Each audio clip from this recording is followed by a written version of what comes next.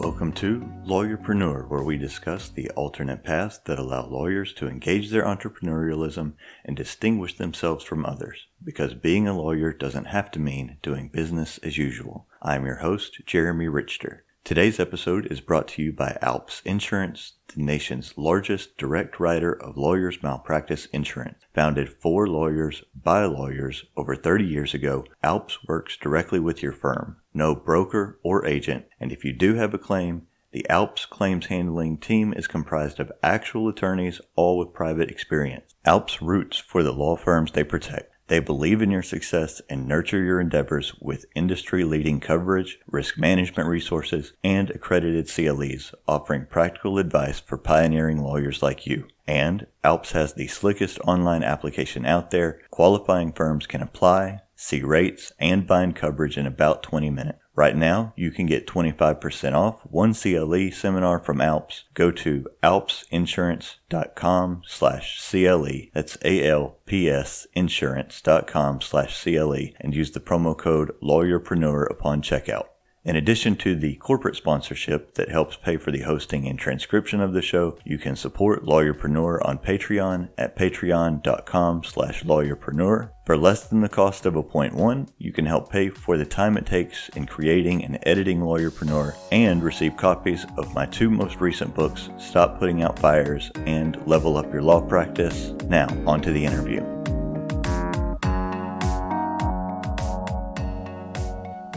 All right, I'm coming to you live today from my car in a parking garage in Huntsville, Alabama, where I'm working between two sets of depositions. Today we're going to talk about the year that was 2020, the year that is 2021, what happened last year, and the things I'm looking forward to for this year. In November 2019, I wrote down 5 goals for 2020. And I will tell you now that I only achieved 2 of them. So let's talk about those 2 first. I set the goal to publish my 3rd book, Level Up Your Law Practice, by June of 2020. As of mid-November of 2019, I had only written half of it, and I didn't fully know what the other half would consist of. But over the next 2 months, I wrote more than 20,000 words and finished that book. I got the cover designed by my friend Carrie Chu, who had also done the cover for my 2nd book, Stop Putting Out Fires. And if you grew up on Nintendo like I did, you will love the referential nature of the cover of that book, Level Up Your Law Practice. If you haven't checked it out yet, you can find it wherever it is that you like to buy your books online. So I scheduled Level Up Your Law Practice to release in May of 2020. Then by mid-March, we basically went into a nationwide lockdown. And I thought it would be a good idea to release the book early, since so much of it deals with mindset and coping with difficulties and added stress, because I thought that it may be able to help some folks deal with the extraordinary circumstances that had been foisted on us by mid-March of 2020. But it also turns out that the outset of a global pandemic is a bad time to launch a book. This rings true with the reading I did this past year too. Most of my reading was science fiction and fantasy that allowed me to escape for a little while from the real horror story that we were living through. And I think that was by and large true of readers everywhere. We weren't interested in reading self-help or self-analysis or how to do business better. We wanted to get away from everything when we had time and the opportunity to read. So despite Level Up being what I think is my best nonfiction book yet, it has had the flattest sales of the 3 books that I have launched so far. But it's out there, and hopefully it will continue to find the people who need it and the audience that it could help. So that first goal, I was successful in getting the book out, but it didn't have the results that I was really hoping for. All right, the second goal that I achieved was to develop a relationship with a new corporate client. And I can only take partial credit for this one, but it does go to show how you have to be prepared when things come up. During the summer of 2020, one of my partners was contacted by a former client of theirs about a new legal matter they were dealing with. My partner was really struggling with his cancer treatments at the time and couldn't take on the assignment. So he asked me if I would reach out to the client and handle it for him. I agreed to do that. I did. And then we started working through those issues. Eventually, we established a really good rapport, had a good relationship, and they asked me to serve as their general counsel and help them through all their business issues as they went along. So this goal I achieved not by my own marketing, not by my own branding efforts, but by having a good relationship with my business partner and being prepared to pick up the mantle when he was sick and needed help. All right, now let's talk about failures. I had aimed to sell 1,000 books in 2020. I did not. I wasn't even particularly close. I don't know how many I ended up selling, but I also realized that I'm not necessarily interested in the individual book sales numbers as much as I am in revenue that I'm able to generate through various income streams like selling books, like the podcast, like the website. So all of those things in the aggregate I have determined are more interesting to me to figure out how to generate revenue from these side hustles than that singular income stream of selling books. So I expect future goals will be more oriented toward revenue and profits than book sales individually. So while I did fail to achieve that goal that I had set, I learned how to set a goal that is more effective and more aligned with my interests and my own internal wiring. I set a goal to finish and publish a mentoring book that I'm co-authoring. And while we made some progress on the book, it is nowhere near finished as I sit here in January of 2021, and it's just one of those projects that I've had a difficult time really gaining traction with. And the third goal that I was not successful with is that I set a revenue goal for my work at the law firm, and it was a really ambitious goal. It was 15% greater than anything I'd done up to that point. And while I did have a decent year in 2020 that ended up being comparable with what I had built in 2019, I didn't see the growth that I had hoped for. Obviously, things went really sideways in the first quarter of the year. We haven't had jury trials since. And so, those opportunities that arise with big trial weeks and that sort of thing that enable you to have big months didn't develop. And so I had a decent year. I consider myself lucky to have been able to maintain the status quo from the year before, but I didn't see the growth that I had hoped for and had been planning for. And so I think it's really important for me. One of the things that I've always wanted to do, both in my books and in this podcast, is to be honest, not only with my successes, but also with my failures, because I'm not positioning myself here as a guru and you should do all these things because look at my amazing success. It's more of, hey, here are the things that I've learned along the way. I've done some things really well. I've done some other things really poorly. And so I really want to be honest with y'all about what's gone well and what's gone poorly. Now, I also had some things in 2020 that I achieved and accomplished that I hadn't considered or even counted on when I was setting my goals in 2019. And I want to talk about those too. This podcast, Lawyerpreneur, is one of them. It's something, or at least podcasting generally is something that I had considered for a while. But honestly, it was kind of scary putting myself out there to talk about things, to reach out to folks about being on the show, preparing for interviews, and then actually doing the interviews. A lot of that is really puts me out of my comfort zone. It forces me into situations that I don't really like. But after we shut down our law offices in March of 2020 and I acclimated myself to what working from home full-time would look like, the prospect of this podcast really started just gnawing at me. And so I pushed the fear down that I was experiencing and just did it anyway, even though I had those fears. And as a result, I got to meet some really cool people in 2020.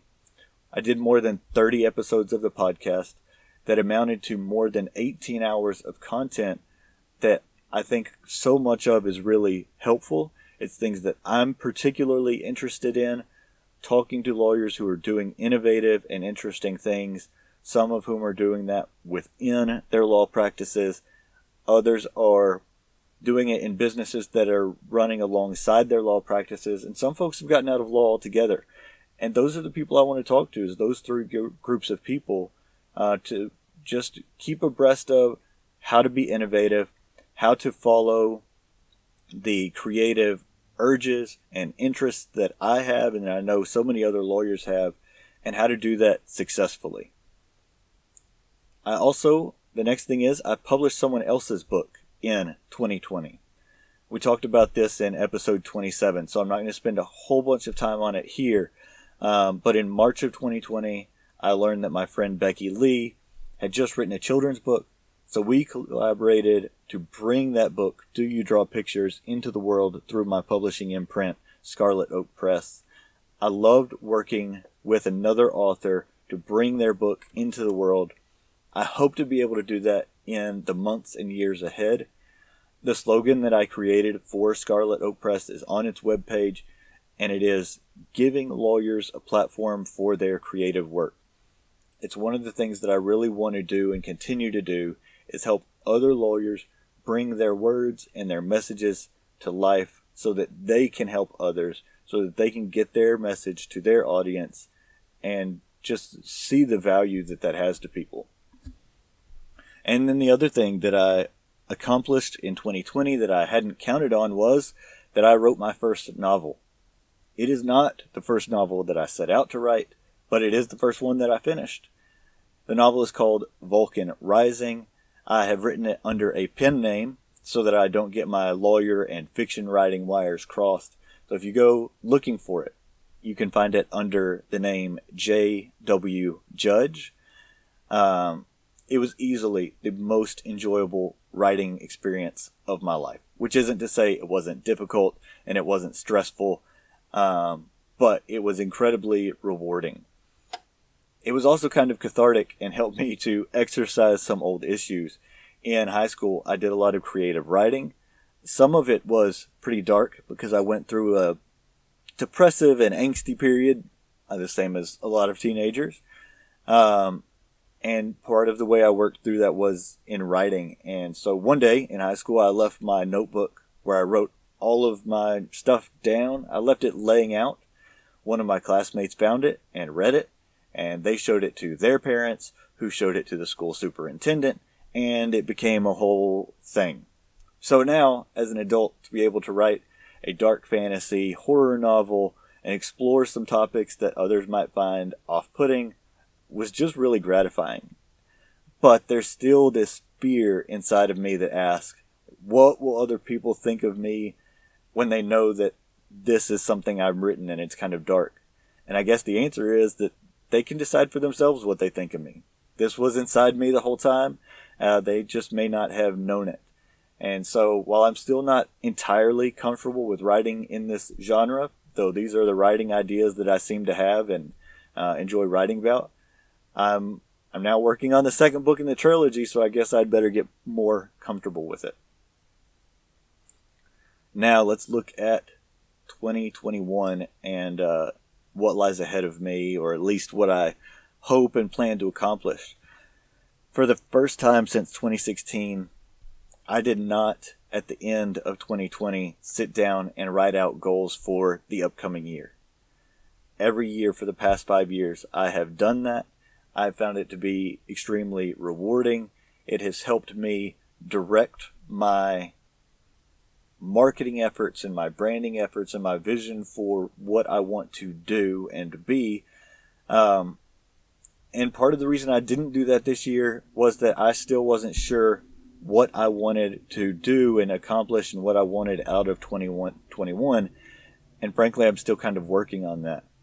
But there are a couple of things that I'm certain of as I work through this. By the time that first novel, Vulcan Rising, comes out in June of 2021, and I will just plug that you can pre-order that on Amazon right now, I want to be either done with the sequel or close enough that I can go ahead and set it for pre-order. I want to record another 30 episodes of Lawyerpreneur in 2021, with the great bulk of those being interviews with innovative and entrepreneurial lawyers. And I'm really excited about a couple of the episodes that I already have scheduled in the next couple of weeks and that you'll get to have in the next month or so. One thing that I have done in this new year already is I have just launched a new community for lawyers. I called it CLAW Alliance, and CLAW stands for creatives, lawyers, artists, and writers. I want it to be a place where lawyers who are doing creative work can get together, support and encourage each other, and help to amplify each other's work. So if you're interested in checking that out, go to clawalliance.com, and I will put a link in the show notes. I want to see this community grow. I want it to be an asset for lawyers who are doing creative things, to develop new relationships, and just have a thriving community that the members value. Another thing I want to accomplish in 2021 is to publish 2 books by other lawyers. I've already got one in the works, so I've got about 50 weeks left to get the second one contracted and get that done. And then I want to write 1 nonfiction book in 2021. In the last 6 months or so, I have had a lot of difficulty in focusing on writing nonfiction. It's just not something that my brain has been really engaging with. And so I don't know how strongly I feel with this, but I have some ideas that I would like to really get out. And so if that turns into the mentoring book that I'm co-authoring and we get that done, that would be great. If not, I've got some other ideas that are percolating, and we'll see what comes of those. So I guess those are going to be my goals for this year after all. If you're interested in sharing what you envision for your 2021, the goals that you've set, feel free to reach out to me. You can find me on social media at RichterJW on Twitter. I'm Jeremy W. Richter on LinkedIn. Or you can email me at jwr@jeremywrichter.com. Thanks for listening, and I hope you've enjoyed today's show. Please take time to rate and subscribe at whatever podcatcher you're listening on. And if you want more from me, you can find me at jeremywrichter.com. You can also find me on Twitter at RichterJW. And if you want the extra audio and benefits available at Patreon, you can become a patron at patreon.com/lawyerpreneur. Thanks for listening.